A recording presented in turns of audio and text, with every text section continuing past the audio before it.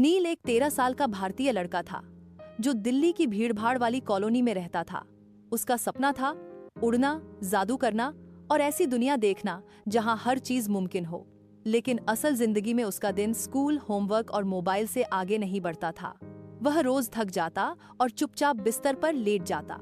एक रात जब नील बहुत थक कर सोया, उसने बिस्तर पर सिर रखा ही था कि आंखें भारी होने लगीं और जल्दी ही नींद आ गई।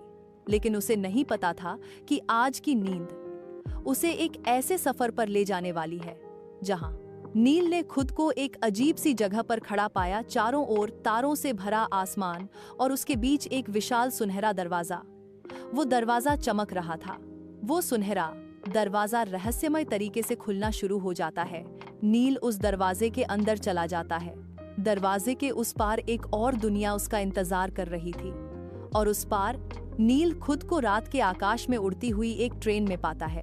ट्रेन आकाश में उड़ रही थी, बादलों के बीच ट्रेन उड़ती ही चली जा रही थी। नील सपनों की दुनिया में पहुंच जाता और उसकी आंखें चौड़ी हो जाती है, जहां घोड़े हवा में उड़ रहे हैं और इमारतें जैसे महलों की तरह हैं। वहां के पेड़ ऐसे लग रहे थे मानो नाच रहे हों। नील जादुई नगरी में आगे बढ़ जाता है। वो मुड़ मुड़ कर उस जादुई नगरी को देखता है। अचानक उसे किसी के फुसफुसाने की आवाज आती है। वो मुड़ के देखता है, एक जादुई आवाज जो उसे ही बुला रही थी। एक परी को पहली बार देखता है, लेकिन उसे यकीन नहीं होता। परी नील को सपनों के भयानक खतरे का संकेत देती है। एक भयानक धुएं से भरा राक्षस प्रकट होता है जो यादों को मिटा देता है, सपनों को खा जाता है। पूरी जादुई नगरी काली हो जाती है और नील के हाथ में चमकती तलवार आ जाती है। तलवार हाथ में लेकर उस भयानक राक्षस की सीधे आंखों में देखता है।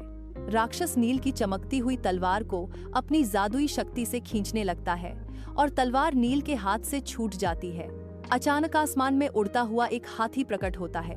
वो उड़ता हुआ हाथी नील को तलवार और एक जादुई ढाल देता है।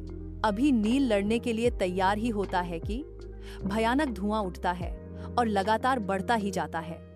धुएं से निकलकर एक भयानक, बेहद खतरनाक राक्षस प्रकट होता है। अपनी चमकती हुई तलवार लेकर भयानक राक्षस पर वार करता है। भयानक राक्षस को मार देता है। अचानक सब कुछ बदल जाता है।